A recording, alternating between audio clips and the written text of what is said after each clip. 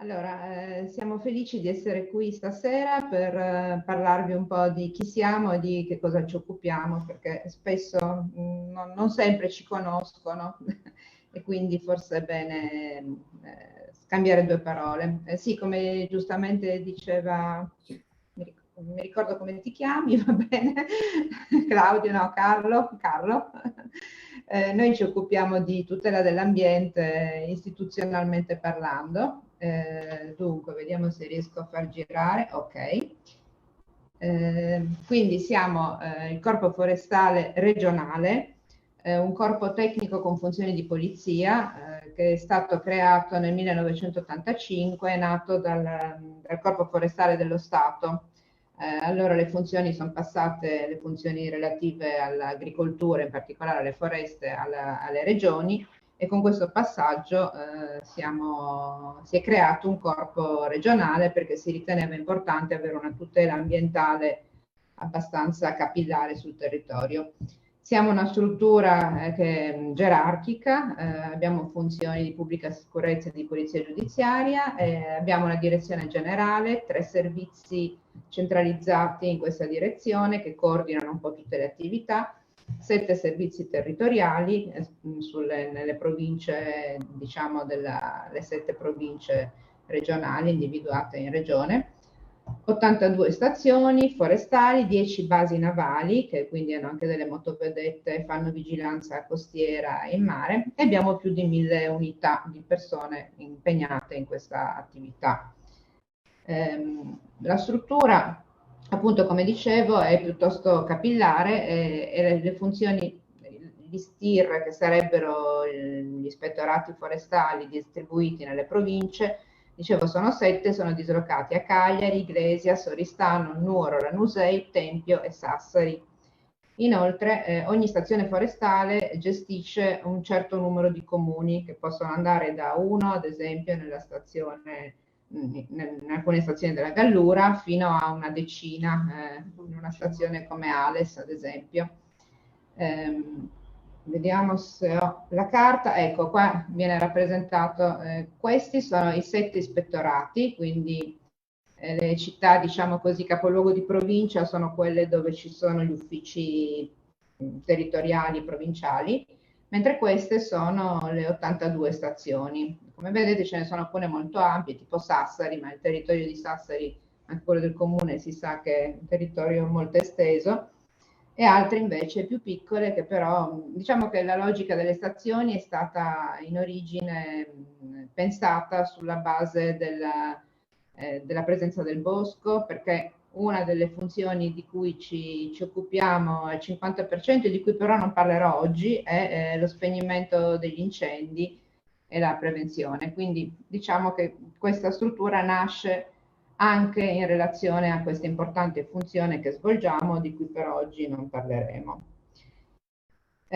Chi non siamo? Spesso veniamo confusi con i carabinieri forestali o in passato ovviamente col Corpo Forestale dello Stato, che adesso non esiste più ed è stato traghettato nei carabinieri forestali.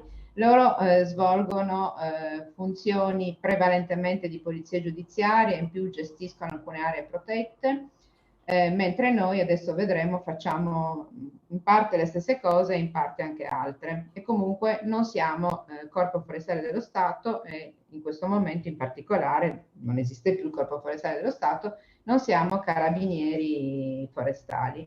Così come non siamo neanche Forestas, che è l'agenzia regionale che si occupa della gestione proprio delle foreste demaniali e anche di gran parte delle foreste di proprietà comunale che vengono date in gestione. Quindi loro gestiscono sostanzialmente cantieri, fanno attività proprio selvicolturale, intervengono, tagliano la legna, la vendono e poi fanno attività di educazione ambientale, convegni, in parte anche ricerca, collaborano. Noi invece, come dicevo prima, ci occupiamo, adesso vedremo un po' più nel dettaglio di che cosa, ma abbiamo soprattutto molte funzioni di vigilanza e funzioni di rilascio di autorizzazioni tecniche per il taglio dei boschi e le trasformazioni nel territorio. Questo è il sito del Corpo Forestale della Regione Sardegna, è un sito web su cui è possibile insomma vedere un po' quali sono le linee sulle quali lavoriamo di più. E appunto, come dicevo, una parte importante riguarda la tutela tecnica ed economica dei boschi, solo che mentre Forestas li gestisce, noi rilasciamo le autorizzazioni per fare i tagli, diamo indicazioni, facciamo le stime per il taglio della legna, approviamo i piani di gestione o stimoliamo comunque gli enti, in particolare i comuni, ma anche i privati, a fare dei piani di gestione forestale. E poi collaboriamo nella vigilanza con i parchi, le aree protette. Come dicevo prima, facciamo molta attività per la prevenzione e la lotta agli incendi boschivi, che ci occupa buona parte dell'anno, diciamo ormai in 6 mesi su 12. Collaboriamo alle attività di protezione civile, abbiamo autocolonne, quindi su richiesta andiamo e partecipiamo e facciamo quello che ci chiedono di fare. Collaboriamo con le scuole, associazioni anche alla divulgazione forestale. Gestiamo il vincolo idrogeologico, che è uno strumento importante che individua quali sono le aree che necessitano di una tutela che viene in qualche modo data grazie al rispetto di buone pratiche di gestione dei boschi, che sono le prescrizioni di massima di pulizia forestale. Quindi in tutte queste aree che sono cartografate si possono trovare sul geoportale, quando deve essere fatto un taglio o una trasformazione bisogna andare a vedere l'intervento che deve essere fatto e rilasciamo delle autorizzazioni.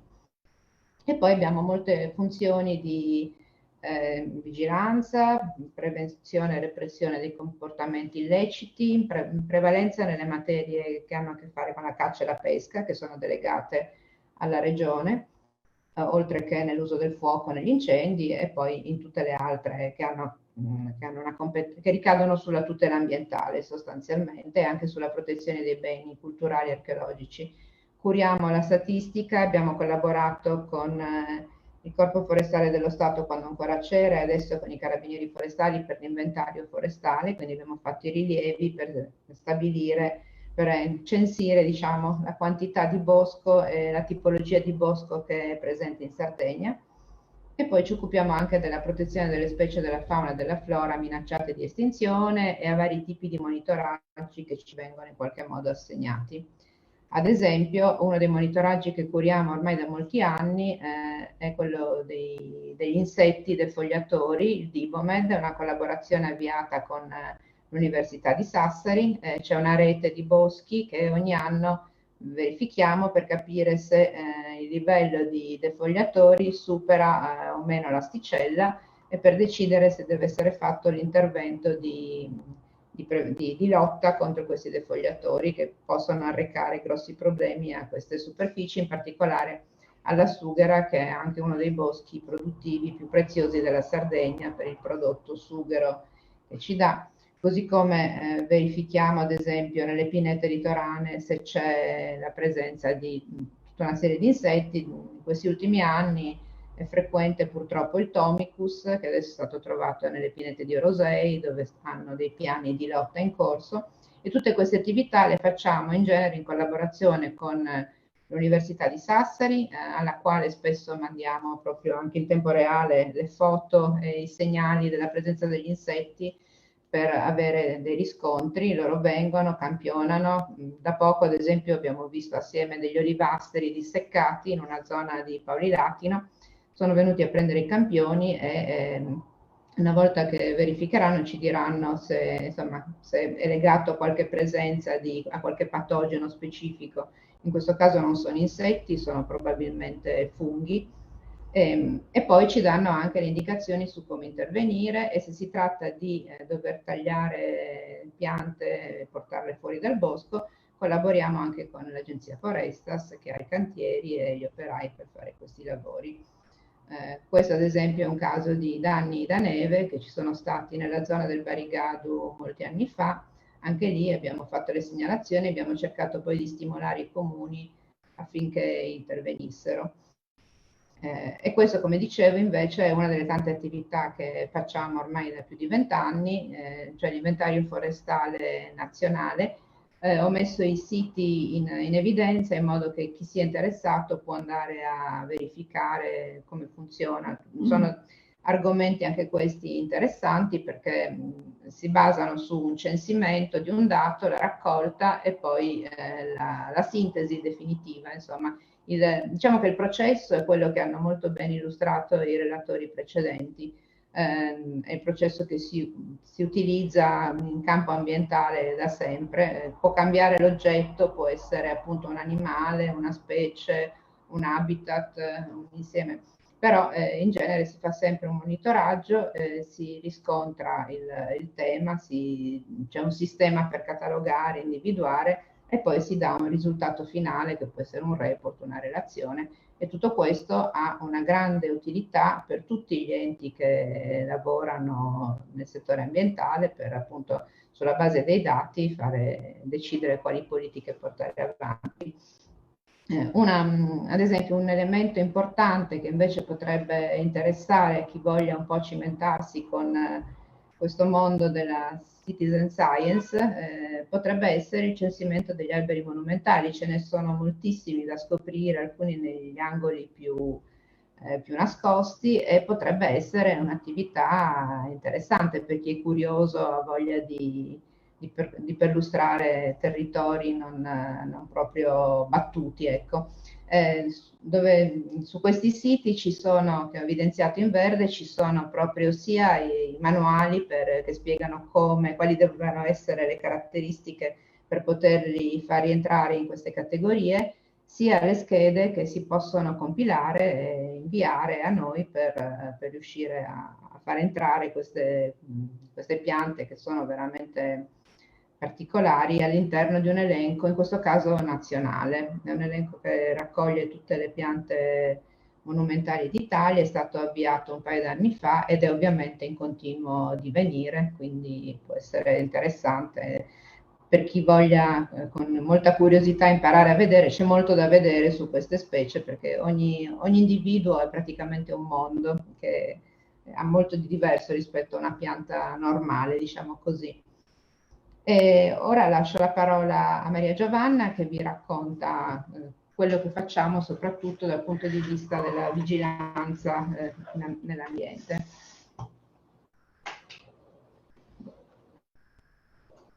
Buonasera a tutti. Quindi, poste quelle che sono le nostre competenze, io lavoro direttamente sul territorio, quindi di volta in volta ci ritroviamo ad affrontare problematiche e quindi a cercare di gestirle. Una delle principali attività che noi svolgiamo è quella dell'antibracconaggio. Qui in queste immagini vi illustriamo una delle attività che però è svolta soprattutto nel sud Sardegna, ma non è sconosciuta neanche da noi. La cattura purtroppo di uccellini per scopi diversi, soprattutto quello alimentare, che una volta poteva essere giustificato perché comunque c'era necessità di approvvigionarsi di cibo, oggi diventa un business per pochi eletti e naturalmente con tutte le ripercussioni che possono esserci poi sulla anche continuità di determinate specie.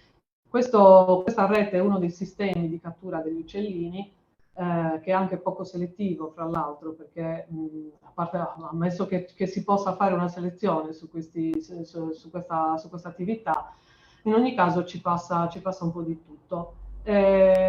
Quindi, insomma, diciamo che cerchiamo e riusciamo anche, queste immagini sono frutto appunto di attività portate a termine, che ci hanno consentito appunto anche di scoprire gli autori di questi reati.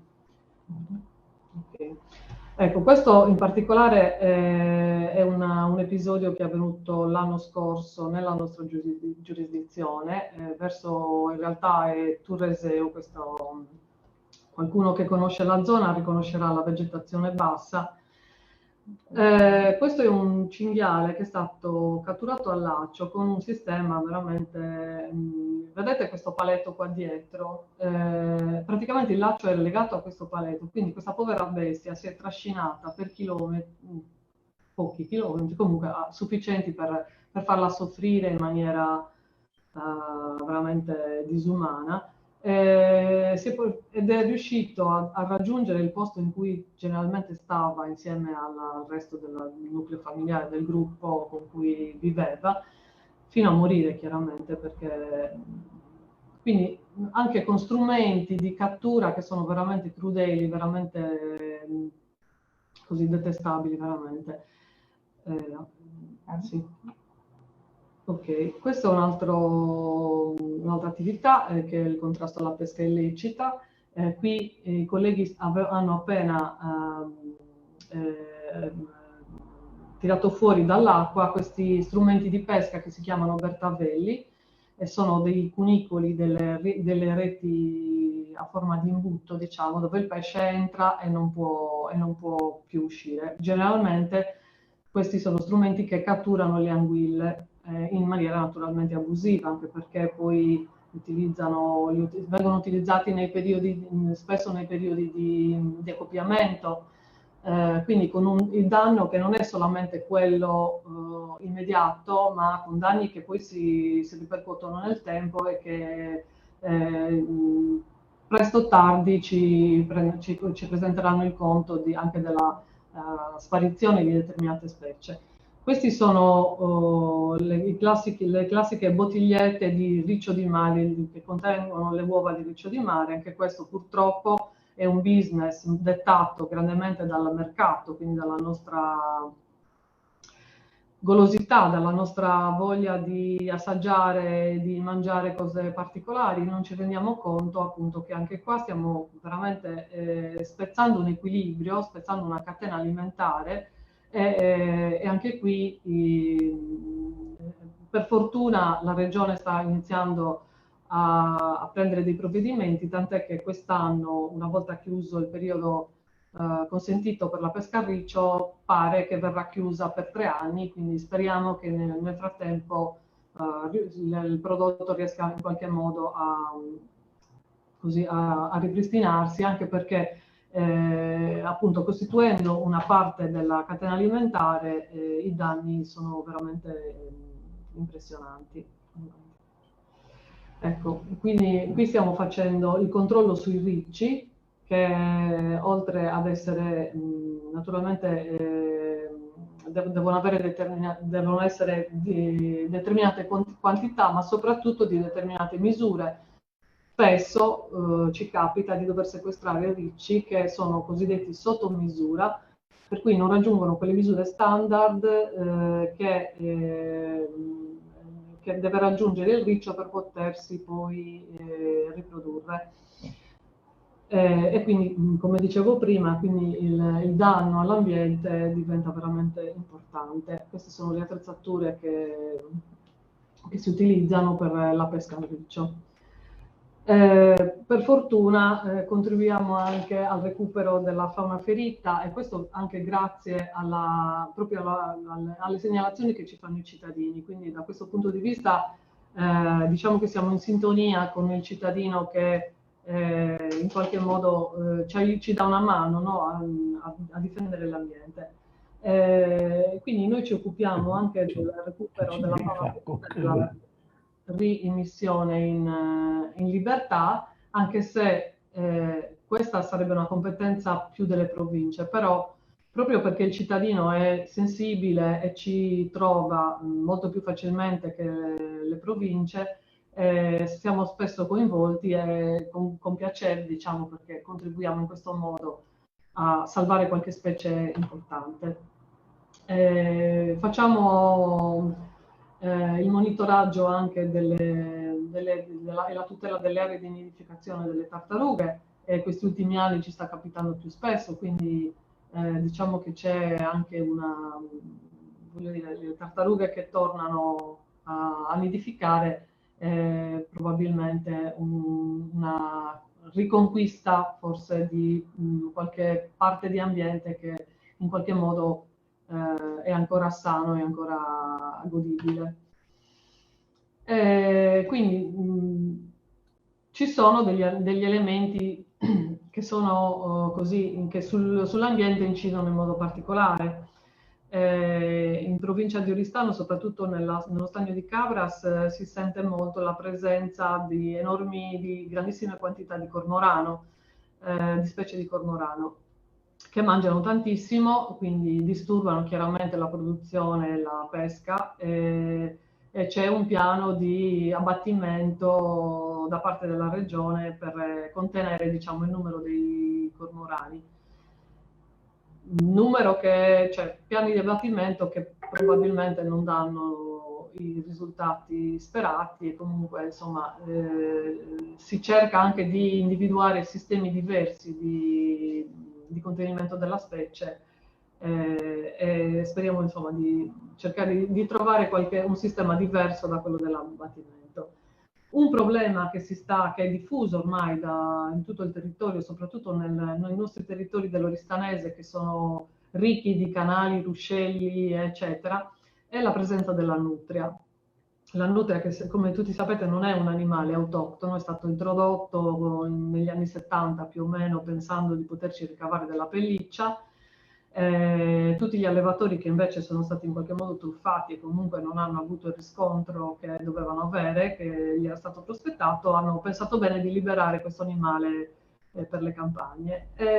Tutte le volte che si mette un animale non autoctono in un determinato ambiente, questo probabilmente, quasi sicuramente, determina un'alterazione della catena alimentare, comunque dell'habitat stesso. La nutria si sta diffondendo parecchio, e quindi insomma la regione in qualche momento ha pensato anche dei piani di eradicazione, però bisogna essere più costanti. L'altro problema è la cornacchia grigia, che colpisce soprattutto le zone più agricole. La cornacchia, fra l'altro, ha pochissimi rivali, è un animale molto intelligente, quindi si adatta molto bene alle situazioni, per cui è un po' difficile pensare di eradicarla. Un'altra attività che conduciamo da alcuni anni è quella della ricerca dei bocconi avvelenati. È stato costituito un nucleo cinofilo con questi cani addestrati alla ricerca dei bocconi avvelenati, ed è nato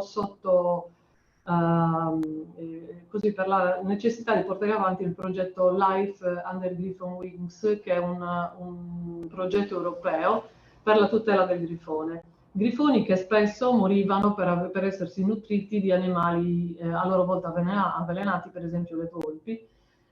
Quindi fra le diverse strategie che sono state messe in campo per difendere questa specie, una di queste è stata quella di cercare di bonificare determinate aree che ci venivano segnalate come così un pochino infestate da bocconi avvelenati. Purtroppo l'uomo fa queste cose. Abbiamo avuto moltissimi risultati. Oggi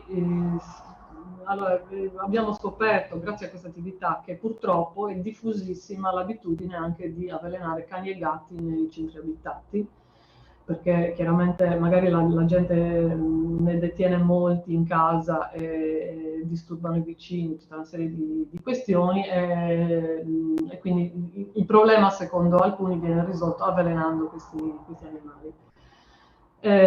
Abbiamo fatto diverse attività. Alcune hanno portato anche alla scoperta degli autori del reato. C'è stata una condanna definitiva, per esempio nel Nord Sardegna, proprio in seguito a queste attività di indagine che sono state portate avanti dal nucleo cinofilo. Altre ne abbiamo ancora in via di definizione, e comunque insomma è una partita che abbiamo aperto da poco e che sta dando grandi frutti, che se da un lato ci dà una soddisfazione da questo punto di vista, dall'altro ci dice che c'è una grandissima crudeltà anche rispetto agli animali, insomma alla considerazione sugli animali. Ancora ci occupiamo, altre cose delle quali ci occupiamo sono la difesa del corallo rosso, quindi attenzione alle attività di pesca abusiva del corallo rosso, e della Pinna nobilis, che come sappiamo ultimamente è stata decimata da un batterio, e quindi adesso ce ne sono veramente pochi esemplari, e quindi stiamo cercando in qualche modo di tutelare anche questa specie. Uno dei problemi maggiori che abbiamo nelle nostre campagne, soprattutto nella giurisdizione nella quale io lavoro, che è una giurisdizione che ha appunto città come Oristano e Cabras, che hanno chiaramente molte persone che ancora non hanno capito qual è l'importanza dell'abbandono dei rifiuti. Questi sono, soprattutto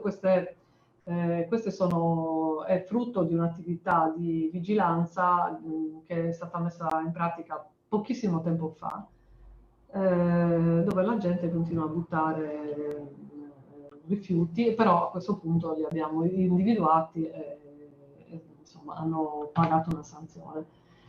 Questa discarica abbandono di rifiuti, come vedete, è sullo sfondo dello Stagno di Cabras, quindi dove sono quelle aree che dovrebbero essere maggiormente tutelate e rispettate, perché sono la nostra serbatoio di biodiversità e comunque un'attività anche economica importante. Eppure, nonostante ciò, vedete, ci sono tracce di soprattutto reti da pesca, quindi gli stessi abitanti di queste zone non capiscono o non recepiscono ancora l'importanza di tenersi il territorio pulito.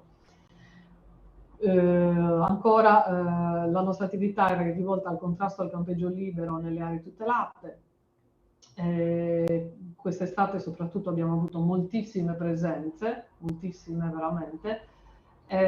Quando si va a campeggiare in aree non attrezzate, non individuate, è chiaro che poi c'è anche un problema oltre che di presenza proprio sul territorio, quindi calpestio anche della vegetazione, eccetera, ma c'è anche un problema di rifiuti molto, molto importante. E quindi facciamo molta attività in questo campo. E qui vedete addirittura i fuoristrada sono direttamente sulla sabbia, sulle spiagge, quindi queste sono le nostre attività in generale. Un'altra importantissima è quella del recupero della sabbia. Per fortuna diciamo, le persone si stanno sensibilizzando moltissimo questi ultimi anni. Ci sono persone che restituiscono la sabbia di Isarutas dopo anni e anni. Questo ci fa piacere, perché capiamo che le persone stanno cominciando a ragionare in maniera diversa sulla tutela dell'ambiente, quindi questo è un dato positivo, ma c'è ancora moltissimo da fare, perché comunque ogni anno continuiamo a individuare persone che si portano via chili e chili di sabbia per, non so, quando è così bello poterla osservare nell'ambiente in cui esiste, poi portarla via veramente ha pochissimo senso, cambiano i colori, cambia la percezione, cambia tutto quanto, quindi veramente non si riesce a capire perché. Un'altra delle nostre competenze è quella del recupero dei reperti archeologici. Anche diciamo che questa è un'attività abbastanza difficile, però in qualche caso siamo riusciti ad individuare predatori e tombaroli cosiddetti, e quindi a recuperare anche pezzi molto, molto importanti. E quindi poi in Sardegna abbiamo tantissimi siti archeologici da tenere sotto controllo, e a volte anche in quelli che appaiono meno i tombaroli sono più, diciamo, attratti, perché così pensano anche che magari ci sia meno vigilanza, o che comunque è un'attività che a noi interessa molto e riusciamo a portarla avanti, insomma. Ancora una delle attività che facciamo è quella di vigilare quando ci sono dei lavori in bosco soprattutto, oppure sulle rive dei ruscelli, insomma vigiliamo anche sulla costruzione di edifici laddove il PPR è comunque, insomma, non vanno costruiti, e anche qui quindi poi interveniamo in difformità delle autorizzazioni, oppure addirittura quando alcuni lavori sono assolutamente non autorizzati. Anche qui a volte la consolazione è magra, perché è vero che eleviamo sanzioni anche molto pesanti, però quando il danno è fatto ci dispiace veramente. La nostra vigilanza è rivolta anche e soprattutto alle aree protette, ai siti Rete Natura 2000, e qui ci sono appunto alcuni link dove si possono andare a vedere appunto i siti di importanza comunitaria iscritti alla Rete Natura 2000. In provincia di Oristano, fra l'altro, ne abbiamo tantissimi. Tante volte ci chiamano anche per cose un po' particolari. Per esempio, qualche anno fa abbiamo dovuto catturare questo caimano che, quando ci hanno fatto la segnalazione, sembrava qualcosa di così comico. In realtà c'era, qualcuno si riporta appresso, evidentemente. E quindi abbiamo catturato in maniera un po' rocambolesca questo caimano e l'abbiamo poi riportato, perché queste sono specie che non possono essere introdotte, no? Perché sono specie esotiche, non possono essere introdotte nel nostro ambiente, eppure qualcuno ha questo vezzo di portarsi appresso le specie protette. Una delle attività che facciamo, soprattutto ci piace molto lavorare con le generazioni più giovani, è quella della divulgazione ambientale, e quindi facciamo anche noi diverse attività sul campo insieme ai bambini. Bisogna dire che alcune di queste attività ce le ha saggiamente suggerite Anna Lacci, e noi le utilizziamo molto volentieri, e fra l'altro sono molto apprezzate dai bambini. Sì, sono veramente molto apprezzate. Poi, se vuoi riprendere, Simona. Sì, dunque per chiudere vi lasciamo qualche riferimento. Ad esempio qui c'è una pagina del Corpo Forestale dove ci sono le norme di riferimento per le attività che facciamo, per chi fosse interessato e volesse approfondire, quindi in particolare le norme istitutive del Corpo Forestale regionale, le norme che riguardano la protezione della fauna selvatica e l'esercizio della caccia, le norme in materia forestale che sono piuttosto articolate e complesse, alcune di vecchia data.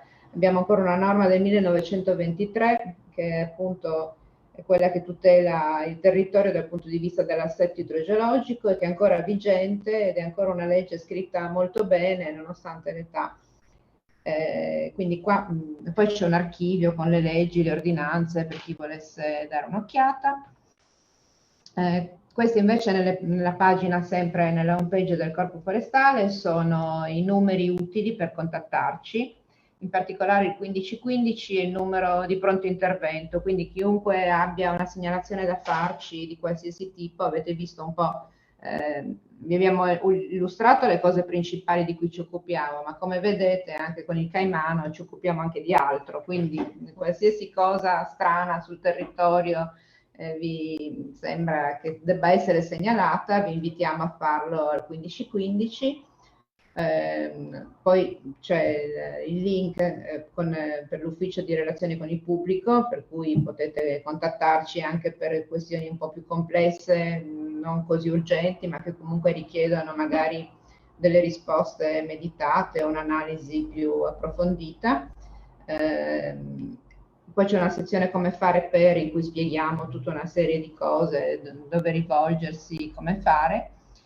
Questi sono i numeri di telefono degli uffici URP che possono essere di interesse per qualcuno, mentre se volete proprio contattare l'ufficio specifico in base al territorio in cui dovete fare una determinata segnalazione, c'è questa pagina, proprio cerca l'ufficio, dove sono rappresentate graficamente tutte le stazioni, e poi c'è questo banner che si può compilare inserendo, ad esempio, qua ho fatto un esempio, se uno è interessato al comune di Nuraki e vuole sapere qual è la stazione di riferimento, clicca qui su Nuraki, qua stazione forestale, e viene fuori l'indirizzo col numero di telefono, c'è le mail, c'è tutto, insomma, e vi risponde direttamente la stazione forestale di Oristano, per esempio. Idem se vi serve invece dialogare con il servizio territoriale, quello di riferimento provinciale. Quindi vi invitiamo, nonostante non abbiamo dei siti proprio attrezzati per le specifiche tipologie di segnalazione, abbiamo comunque un numero per le urgenze, 1515, e la possibilità di contattare poi invece il sito di riferimento specifico. Per finire, una curiosità a proposito di foca monaca. Questa è una fake news che è uscita una decina d'anni fa e che è finita sul nostro sito quando venne data la notizia che c'era un probabile ritrovamento di una foca monaca nel golfo di Calagonone il 29 agosto, mi sembra che fosse il 2010-2012. Poi insomma alla fine, no, molto più recente, 2 anni fa, vero? 2020 è molto più recente. Fatte poi una serie di verifiche, in realtà erano dei resti di un cagnolino, non di una foca monaca. A proposito dell'osservare, fare attenzione, guardare le cose per bene, però spiega insomma un po' quali sono le varie attività nelle quali siamo state coinvolte. E grazie per l'attenzione.